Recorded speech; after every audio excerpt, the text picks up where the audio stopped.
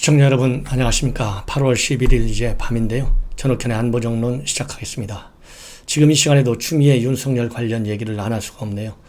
추미애가 이제 윤석열 손, 발, 귀, 입 다 모두 잘라낸다는 거 아니에요. 그러기 위해서 1차적으로 인사를 했고 추가적으로 조직 개편 단행을 할 예정으로 있는데 바로 오늘 조직 개편 대검에 통보했다고 합니다. 그래서 이제 확정적으로 조직 개편안이 윤곽을 나타냈어요. 이 윤곽, 즉 윤석열 완전히 자르기 작전에 본격적으로 나선 것 같기 때문에 매우 중요한 의미를 가지고 있고요. 그 다음에 이제 어제 밤에 심야 방송으로 이 한동훈 공모로 엮기 위해서 서울중앙지검 수사팀이 얼마나 그야말로 이 기고만장한 노력을 했는지 이제 흔적이 공소장에 고스란히 나와 있는데요. 이 공소장 얼마나 이게 악마의 편집을 했는지는 그동안의 부산 녹취록 이런 녹음 파일 이거하고 비교해보면 충분히 알 수 있는데 그 내용을 여러분들께 분석해 드리겠습니다. 먼저 이제 어제 민정수석이 발표됐잖아요. 그 민정수석과 관련된 이 후속 보도들이 이어져 있어요. 그래서 어제 제가도 말씀드렸지만은 검찰 출신이 아닌 사람이 온 것이 특이한데 문재인 정부 들어서서 초대 조국, 그 다음에 김조원, 이번에 김종호 이렇게 돼 있는데 조국은 서울대학 교수 출신이고 그 다음에 바로 직전 지금 엊그제까지 했던 7일날 사표내서 이 수보회의에 월요일 회의에 참석하지 않았고 많은 논란을 야기한 김조원과 이번에 새롭게 신임 민정수석이 된 이 김종호 이 두 사람은 감사원 출신 행정고시 출신들이에요. 그러면 연거푸 비검찰 출신이 앉았는데 이것은 문재인 대통령이 민정수석을 2번이나 했지 않습니까? 노무현 정부 때. 그때 철저하게 본인이 느꼈다. 그래서 이 검찰의 정치적 중립을 위해서 본인이 민정수석 하면서 느꼈던 것이 절대 검찰이 와서는 안 된다. 이런 확고한 신념을 가졌다. 이것이 이제 알려지고 있는데 본인도 민정수석 할 때 검찰 출신이 아니죠. 이 문재인 당시 수석. 그래서 어쨌든지 간에 지금 현재 문재인 정권 3명 다 비검찰 출신인데 박근혜 정부 때는 5명이 전부 다 검찰 출신이었다. 이런 점에서 상당한 차이가 있다. 그런데요, 이번에 이 김조원에 이어서 김종호 감사원 출신이 앉으면서 어떤 평가들이 나오고 있느냐 하면 김조원이가 역시 세긴 세구나. 나갈 때는 수보회의에 참석하지 않고 휴가 처리하고 나갈 정도로 대통령이 꼼짝 못해요. 꼼짝 못하니까 이 국민이 무섭게 알았으면 대통령이 야 그거 말이나 되냐. 마지막 무슨 휴가냐 휴가는. 그거 굉장히 이례적이고 나한테 욕먹히는 거야. 레임덕으로 볼 수 있어. 회의에 참석해. 이렇게 할 수도 있는 거 아니에요.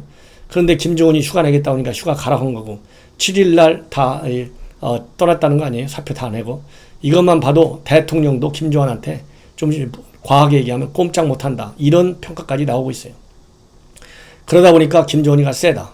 그리고 본인의 후배 감사원 고위관리가 또 후임 자리를 앉았어요. 이것만 보더라도 김정은이는 아직도 살아있구나. 이런 평가가 나오는가 하면 다른 한편으로는 야 이거 교수도 안 앉히고 이런 거 또 검찰 출신 안 앉히고 이런 걸 보니까 조국은 교수하다가 올라왔는데 역시 문재인 대통령이 조국 교수 출신인데 조국한테는 상당히 실망한 것이 큰 거 아니냐. 이런 분석도 법조계에서 나오고 있다고 합니다. 자, 그리고 또 이번에 이제 김종호 지금 현재 민정수석이 가장 중요한 일이 검경 수사권 조정 검찰 개혁이잖아요. 그러면 민정수석은 권력기관을 담당하는 파트가 바로 민정수석이돼요. 국정원, 검찰, 경찰, 국세청, 감사원 이렇게 대한민국의 핵심 권력기관을 담당하는 부서가 바로 민정수석실인데 이번 이 김종호 민정수석의 경우에는 이런 부처와 관련해서 별로 경험이 없다 이겁니다. 특히 검찰 개혁과 관련해서 별로 이 전문성이 없는데도 불구하고 이렇게 임명한 걸 보면 차라리 이 김종호 사무총장 했잖아요. 감사원 지금까지. 그러니까 탈원전 정책이나 제대로 챙겨라. 그래서 최재형 감사원장 제대로 좀 견제 좀 해서 윤석열 같은 이상한 방향으로 흐르지 말고 반정부 성향으로 뛰지 말고 그냥 고분고분 말 잘 듣는 감사원이 되라. 이렇게 해서 탈원전이나 책임지고 챙겨라. 이렇게 또 평가하는 해석도 나오고 있고 또 이 김종호 신임 민정수석의 경우에는 상당히 성격이 강인하지만 우직해서 큰 성과를 낼 수 있다. 이런 또 평도 있다고 합니다. 그래서 이런 걸로 본다면 우병우하고 비교가 되는데, 박근혜 때 우병우는 스마트하고 상당히 빠른데 이 박근혜 탄핵으로 몰고 가는 1등 공신이다. 이런 평을 받지 않습니까? 이러다 보니까 오히려 대비돼 가지고 조용하고 묵직한 성격인 이 김정호의 문재인 대통령이 더 큰 기대를 하고 있는 것이 아니냐. 이런 서너 가지의 특이한 해석이 나오고 있다. 이런 말씀을 드리고 싶고, 이 김정호 수석의 경우에는 노무현 정부 때도 청와대 국정상황실에서 3년 이상 근무했고요. 현 정부 들어와서는 2017년도 5월에서 18년 8월까지 공직기강 비서관을 거쳐서 18년 9월부터 2020년 8월 거의 만 2년간 감사원 사무총장에서 직을 수행했습니다. 그래서 이 본인의 대학 동기들, 왜냐하면 이분이 부산중앙고등학교를 졸업해서 서울대 법대 80학번으로 알려져 있는데요. 대학 동기들은 이미 사법연수원 16기에서 20기이기 때문에 공직을 떠난 상태라고 합니다. 상당히 관운이 좋은 사람인 것 같아요. 자, 이번에는 초대 문재인 정부 조국, 문재인 대통령이 실망이 큰 것이 아니냐, 이런 해석까지 나오고 있다는 거 아니에요. 지금 조국이 과거와 달리 굉장히 열심히 뛰어다니고 있어요. 뭘로 뛰어다니느냐? 자기와 관련돼서 허위 사실을 유포하고 또 보도한 언론사 기자들을 대상으로 고소 작전에 지금 돌입했습니다. 그래서 이미 이 채널A 기자, 그 다음에 TV조선 기자, 또 이 국대 떡볶이 김상임 대표, 이런 사람들이 전부 고소되어 있어요. 그래서 지금 고소 정치를 하고 있다. 제가 보기에는요, 정말 이 조국, 이런 사람이 대단히 서울대학 교수들한테는 미안하겠지만은 이런 인품을 가진 사람이 어떻게 서울대학 교수를 했는지 이해가 안 간다. 사실 이런 사람 때문에 저도 서울대학 나온 것이 참 국민들이 어떻게 볼까, 이런 생각이 들기도 해요. 그러니까 서울대 동문 중에서 가장 부끄러운 사람 중에 1등이 조국을 차지한 적이 있지 않습니까? 작년 가을에. 좀 국민들한테 죄송하고 송구스러운 마음을 갖고 은연자중에도 시원 판국에 고소를 계속 해대고, 그러더니 이제 어제는 자기 딸, 조국의 딸이 자기 오피스텔로 취재차 찾아온 고소를 고소했다. 기자를 고소했다. 이렇게 조국이 페북에 통해서 아주 자랑스럽게 밝히고 있어요. 그런데 지금 문제는 뭐냐? 이 조국하고 딸 동갑이었던 과거 2012년도 얘기입니다. 댓글 사건 여러분들 잘 아시죠? 이 국정원 댓글 사건, 이 원세훈. 그때 댓글 사건과 관련한 여직원, 의혹을 받던 여직원이 오피스텔에서 살고 있었는데, 마침 그때 여직원의 나이하고 지금 조국의 딸, 조민인가 뭐 그렇게 되죠. 딸하고 나이가 같아요. 그런데 그 당시에는 이 여직원을 오피스텔 주소를 트위터에 공개까지 해가지고 이 고발을 당했어요. 그래서 그 당시에 이 국정원 여직원 주소를 공개한 것과 관련해서 시민단체로부터 이 공정 작가와 함께 사생활 침해 혐의로 고발을 당했습니다. 그런데 수서경찰서에서 2013년도에 조 장관 그 당시 사건 불기소 의견으로 검찰에 송치했는데요. 그때 조국 본인이 트위터에 그 여직원의 주소까지 올리면서 뭐라고 주장을 했느냐? 상식을 가진 시민, 표준적 교육을 받은 법률가라면 조국과 공정의 행위가, 즉 이 트위터에 올렸잖아요. 이런 사람들의 행위가 무죄라고 생각했을 것이다. 그러나 극우 인사들은 국정원 선거 개입을 덮기 위해서, 그리고 진보 인사들을 위축시키기 위해서 고발을 남용했다. 이렇게 주장을 했었는데 8년이 지난 지금은 완전히 정반대의 민낯을 드러내놓고 있어요. 자기 딸 고소했다고. 그러면은 그 당시에 올렸던 이러한 이 주장하고 지금 딸 고발한 사건하고는 어떤 관계가 있을까요? 얼마나 창피한 사건 아니겠습니까? 자기가 비판했는데, 이렇게 고소한 사람들을 비판했는데 본인 딸이 지금 고소하고 있잖아요. 똑같은 나이에. 기가 막힌 일이다. 그러면서요, 또 욕은 좀 덜 먹으려고 뭐라고 또 핑계를 대고 있느냐, 페북에다 올리는 얘기인데, 지난 7일 날 제 딸은 X 기자, 그 다음에 모 기자 이거죠. 그 다음에 이 기자는 이름을 알고 있는데 그냥 X 기자라고 그랬어요. 성명 불상 기자를 형법 319조 주거 침입죄 및 262조 폭행 치사죄로 경찰에 고소했다. 그런데 이 고소 이유가 뭐냐? 그러니까 좀 창피한 것이잖아요. 자기 딸 다리가 차문에 끼어가지고 상처가 나기도 했는데, 이러한 것 때문에 상처가 나고 또 그냥 기자들이 와서 놀래켰기 때문에 이런 주거침입죄를 고소한다 이러면 쪼잔하게 보이잖아요. 그러니까 또 대의 명분은 그럴듯하게 잡아놨어요. 뭐라고 되어 있느냐. 딸은 근래 자주 발생하는 혼자 사는 여성을 대상으로 한 범죄에 대해서 강력한 법 집행을 희망한다 이렇게 되어 있어요. 그래서 이 혼자 사는 여성들을 대상으로 한 범죄 이 수사기관에서 철저히 수사하도록 하기 위해서 이렇게 고소했다. 그래서 이제 친문 세력들 그 다음에 그들만의 팬클럽들 지지를 강력히 받겠다 이런 얘기 아니겠어요? 정말 기가 막힌 일이 지금 벌어지고 있다 이런 말씀을 드리고 싶습니다. 그러다 보니까 지금 이제 조국과 관련해서 이 김웅 미래통합당의 김웅 의원이 조국 아파트 지금 이 서초 방배동에 있는 삼익 아파트인데 재건축 중에 있어요. 이 재건축하면 가격이 어마어마하게 오를 걸로 지금 이 부동산 업계에서는 지금 보고 있습니다. 왜냐하면 이 삼익 아파트가 작년에 사업 신가를 받아가지고 지금 대림 산업에서 이거를 지금 재건축을 추진하고 있는데 151평방미터짜리 한 채를 보유 중인데요. 이게 지난 9월 거래 당시에 20억 5천만에 팔렸다고 그러니까 그 당시 이 똑같은 이 크기의 이 아파트가 지금 가격이 어마어마하게 오르지 않았겠습니까? 이렇게 되니까 이 김웅 씨가 비판한 것은 재건축을 재건축하려는 국민들이 적폐라고 한다면 정부가 비판하듯이 조국 교수는 뭐냐 이렇게 얘기를 하고 있어요. 그래서 이 본인의 지역구인 올림픽 서수천 아파트 최근에 554호가 정전을 겪었는데 이것은 너무 해당 아파트가 오래돼가지고 재건축을 해야 되는데 재건축 규제 때문에 재건축이 안 돼요. 그러다 보니까 이렇게 대규모 정전사이 발생했다. 그래서 재건축이 집값을 올렸냐? 그럼 재건축 억누른 이 정권에서는 집값이 왜 뛰었냐? 이렇게 반문하면서 집값을 올린 것은 정권인데 왜 모든 책임은 국민이 져야 하느냐? 그러면서 재건축하려는 국민이 적폐라면 조국 교수는 뭐냐? 이렇게 반문을 하면서 정부 정책 비판하고 있고 조국도 마찬가지로 비판의 대상이 되고 있다. 이런 말씀을 드리고 싶습니다. 자, 이번에는 이제 이 중앙일보에서 특종 보도한 내용입니다. 요즘 중앙일보가요 특종 보도를 상당히 많이 해요. 검찰 관련, 청와대 관련. 중앙일보가 요즘 상당히 그야말로 뭐라고 그럴까요? 정부의 실정과 비리 더 이상 눈뜨고 볼 수 없다 이렇게 판단한 것 같습니다. 그래서 중앙일보가 오늘 이 법무부에서 대검에 통보한 이 검찰 직제 개편안을 전격적으로 입수해서 특종 보도를 했습니다. 이 내용을 중심으로 해서 말씀을 드리겠는데 이 직제 개편안대로 될 경우에는 윤석열의 눈과 귀가 이제 완전히 없어진다 이렇게 되어 있어요.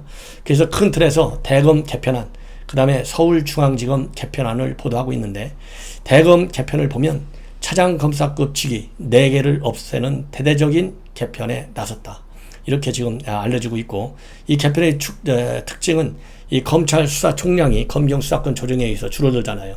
그 줄어드는 것을 핑계로 해서 사실상 윤석열 총장의 수족을 없애버리는 그러한 조직 개편으로 일관하고 있다. 그래서 제일 중요한 것은요, 뭐냐면 이 검찰 대검에서 탑3로 불리는 직제가 있다고 합니다. 첫 번째가 수사정책관 자리인데 이 수사정책관은 범죄정보 수집을 하는 부서가 바로 수사정보정책관이에요. 그 다음에는 반부패 강력부 연구관과 그 다음에 공공수사부의 공공수사정책관인데 이 두 개의 부서는 전국 검찰청이 인지해서 공안수사를 조율하는 역할을 담당하고 있다고 합니다. 그런데 이 세 개의 보직들이 직제들이 탑3인데 이것을 모조리 다 없앤다. 지금 이렇게 알려져 있어요. 그리고 지금 그래서 이게 다 차장검사급 자리라고 그래요. 그래서 탑3 플러스 이 과학수사부 과학수사기획관 이렇게 해서 4개 차장검사급 자리를 아예 없애버리는 그런 지금 직제 개편을 하고 있고요. 수사정보정책관 산하에 있는 수사정보 1담당관, 2담당관, 부장검사급인데 요것은 수사정보 담당관으로 하나로 통폐합한다. 이렇게 알려지고 있고요. 그 다음에 이 반부패 강력부는 이번에 서울중앙지검의 신정식 차장검사가 부장검사로 승진 발령이 나서 올라갔어요. 여기는 본래 5개가 있는데 3개과로 줄이는 걸로 되어 있고요. 그 다음에 공공수사부 서울중앙지검의 1차장 검사 이정현 검사가 승진 발령이 난 데인데 여기는 3개과인데 2개과로 줄인다고 합니다.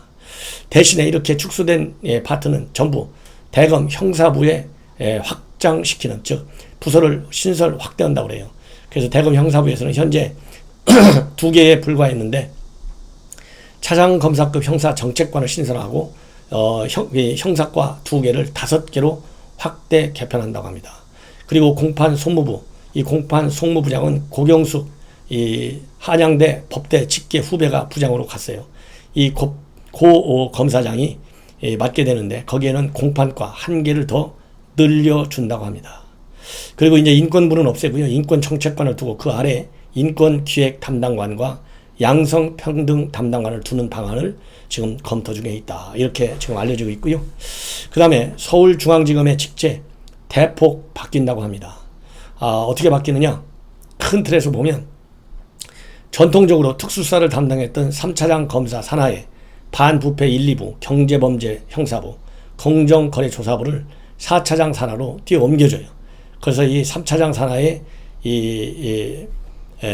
일종의 특수부지 않습니까? 요런 거를 좀 없애고 방위사업수사부는 수원지검으로 아예 이관시켜버리고, 그리고 3차장 검사 산하에 있는 빈자리는 공공수사 1, 2부와 그 다음에 형사부 5개로 채운다고 되어 있어요. 왜냐하면 앞에서 얘기한 대로 3차장 검사 산하의 반부패 1, 2부하고 경제범죄 형사부, 공정거래조사부 요 4개 부서를 4차장 쪽으로 옮기잖아요. 그래서 그 빈자리에는 3차장 산하에 있던 그 빈자리는 공공수사 1, 2부하고 형사부 5개가 채워져 들어간다. 이렇게 되어 있고요. 그리고 1차장 검사와 2차장 검사 산하에는 형사부와 공판부, 그리고 조사부 중심으로 바꾼다. 이렇게 되어 있습니다. 그러면 왜 이렇게 중앙지검을 바꾸느냐? 그동안에 지난 1월 달에 직접수사부서, 검찰의 직접수사부서를 형사 공판부로 전환을 추진했지만은 차장 산하 배치는 그대로 유지돼가지고 무늬만 형사부로 운영되고 있다는 지적이 많았다고 합니다. 그래서 형사부, 지금 현 정권이 키우려고 하는 형사부와 이 공판 지휘체계 실질화가 필요하다. 이런 판단 때문에 지금 이렇게 지금 말씀드린 대로 개편을 하고, 그리고 형사 공판부는 1, 2, 3차장 산하에 분산 재배치해서 이 업무 분담의 효율성을 높이고 민생사건 처리의 신속성과 충실성을 제고할 수 있다. 이렇게 되어 있는데요. 오늘 대검 조회, 이제 의견 조회가 오면 오는 대로 빠르면 내주 18일, 늦어도 25일, 이거는 대통령령으로 되어 있기 때문에 바로 국무회의 의결만 거치면 입법 예고 기간도 필요 없이 바로 효력을 발생한다고 그럽니다. 그래서 이 얘기는 이러한 조직 개편은 결국 후속 중간 간부 인사를 앞두고 윤석열 검찰총장의 힘빼기가 본격화됐다. 이런 얘기가 검찰 내부에서 나오고 있고요. 그 다음에 검찰총장의 힘을 빼기 위해서 보좌 역할을 하는 기획관, 정책관 이러한 자리를 없애버린 조치인데, 이것은 대검과 사전에 협의도 없이 일방통행, 즉 책상머리 조직 개편이 이루어지고 있다. 이런 혹평이 나온다고 합니다. 그리고 이 추미애의 검찰 개혁과 관련해 가지고 조직 개편과 관련해서, 그리고 이 검찰 개혁과 관련해서 지금 시중에서 의심이 많다. 이거를 추미애가 알고 있는 것 같아요. 그래서 이 오늘 뭐라고 페북에 글을 올리고 있느냐면, 검찰 개혁의 진전성을 아직도 의심하는 안팎의 시선들이 있다. 우공이 산의 마음으로 뚜벅뚜벅 가고 있다. 이렇게 얘기하면서 이 권력기관 간의 견제와 균형이 기본이고, 수사는 경찰이, 기소는 검사가 하는 수사와 기소 분리로 검경 간의 상호 견제 속에 인권과 사법 정의가 지켜질 것이다. 이런 지금 이 변을 내놓고 있습니다. 여러분들 우공기사이라는 말 잘 아시죠? 어리석을 우자, 공명할 공자, 그 다음에 옮길 이자, 매산자예요. 그러니까 어리석은 사람이 산을 움직인다. 어리석은 사람이 산이 움직여지겠습니까? 안 움직여지잖아요. 그러니까 어리석다는 얘기인데, 그 얘기는 결국 뒤집으면 남이 보기에는 굉장히 어리석은 일같이 보이는 일을 하지만 끝까지 밀고 나가면 반드시 목적을 달성할 수 있다 라고 하는 중국의 고사 성어입니다. 그래서 이 말은 추미애 본인이 상당히 어리석어 보이지만 끈기 있는 그러한 우직함으로 이 세상을 바꿔나갈 수 있게 검찰 개혁을 하겠다, 이런 얘기인데요. 대한민국 어느 누구도 추미애 어리석은 사람으로 보지 않아요. 너무 약어서 문제다. 그래서 지금 본인이 이번 이 조직, 검찰, 이 개혁과 관련해서 이렇게 의심하는 거 다 아는데 의심하지 말아달라. 그러면서 또다시 검찰 개혁 확실하게 하겠다. 인권 보류 역할, 그 다음에 형사사고 정의를 수사하는 통제관 역할을 할 수 있도록 수사 준칙을 철저히 지켜달라. 이렇게 하고 있는데요.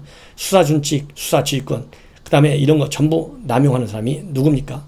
추미애 본인이다. 조국이가 과거 2012년도에 국정원 여직원 비판했던 것처럼, 그래서 트위터에 주소까지 올려서 공개한 것처럼 추미애 딸 똑같은 상황에서 본인이 엉터리 이율 배반적 민낯을 드러냈지 않습니까? 추미애 페북도 마찬가지다. 이런 말씀을 드리지 않을 수가 없네요. 그러면서 검사 한 분 한 분이 바뀌지 않는다면 개혁안은 종이장에 불과하다. 모두가 사명감과 자긍심을 갖고 출발할 수 있도록 최선을 다하겠다. 이렇게 강조를 했는데, 추미애의 이런 조직 개편 그리고 인사 어떤 얘기를 하더라도 그 속을 우리가 다 안다. 목적은 그 우공 이 산이잖아요. 산을 움직인다. 이 산은 바로 윤석열을 쳐낸다.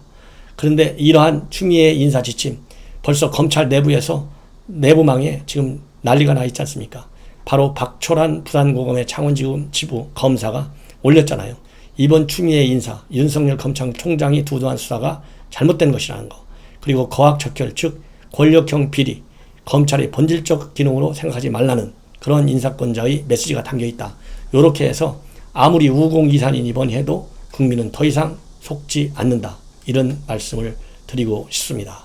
그리고 아무리 검찰개혁 진정성이 있다라고 한들 형사소송법 학회에서조차도 이번 검찰개혁은 여당의 이익을 대변하는 검찰이 단체로 전락하게 된다. 이런 우려의 입장을 강력하게 표명하는 성명을 바로 어제 발표했어요.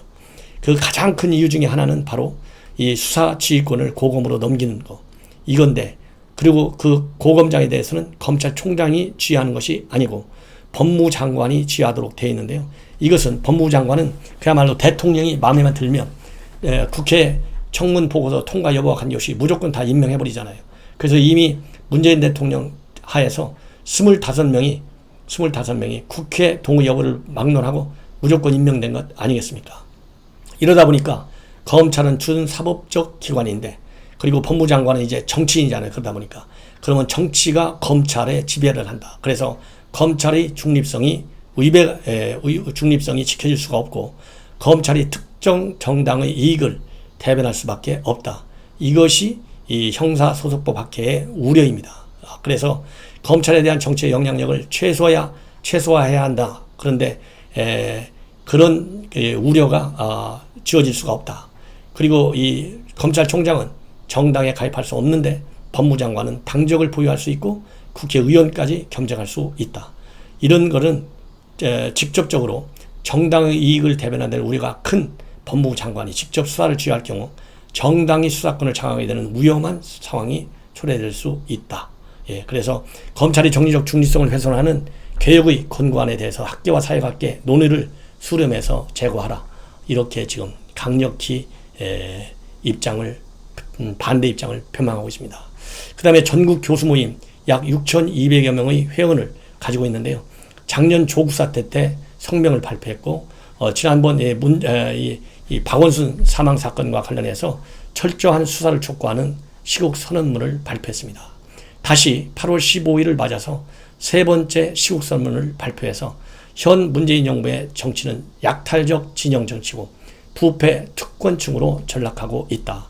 이러한 이 문제를 제기하면서 현재 문재인 행정부는 그야말로 반자유, 그 다음에 반법치의 기득권 카르텔을 맺어가지고 약탈적 진영 정치를 구축하고 있고, 음모와 선동으로 대중을 폭민화시켜서 범죄적 이익을 독점하고 부패를 자행하는 방패막이로 삼고 있다. 그래서 우리는 교수들은 천박한 부패 공동체를 형성함으로써 공정과 법치가 실질적으로 종식되고 있는 데 대해서 우려하지 않을 수 없다. 이렇게 얘기를 하고 있습니다. 그리고 이 검찰 개혁안과 관련해서는요, 그야말로 문재인 정권의 헌법 파괴, 입법 독재, 사회체제 변혁을 저지하기 위해서 국민소추 기록원을 설치하겠다. 그래서 명백한 헌법 파괴적 법령을 비롯해서 더불어민주당이 쏟아놓을 각종 제도의 발안자들, 집행자들에 대해서 우연적 죄상과 직무유기 등의 책임을 갖고 기록할 것이다. 장차 역사는 물론 현실의 법정 심판대에 세울 증거를 확보하겠다. 이렇게 지금 각오를 단단히 다지고 있습니다. 그러면서 이 공수처법, 이 문재인 정권이 불법적으로 강행한 공수처법의 통과, 사법부와 검찰의 신여와 국회의 통법화에 의해 삼권 분립에 입각한 인본주의와 다원적 민주주의가 빈사 상태에 빠져 있음을 통탄한다. 이런 성명을 발표했고 15일 날 연판장을 돌릴 예정으로 있다고 합니다. 우리 시청자 여러분들께서 시간이 되시면 많은 이 성명 안에 서명을 해 주실 것을 당부드립니다. 시청자 여러분, 이것으로 제 방송을 마치겠습니다. 대단히 고맙습니다.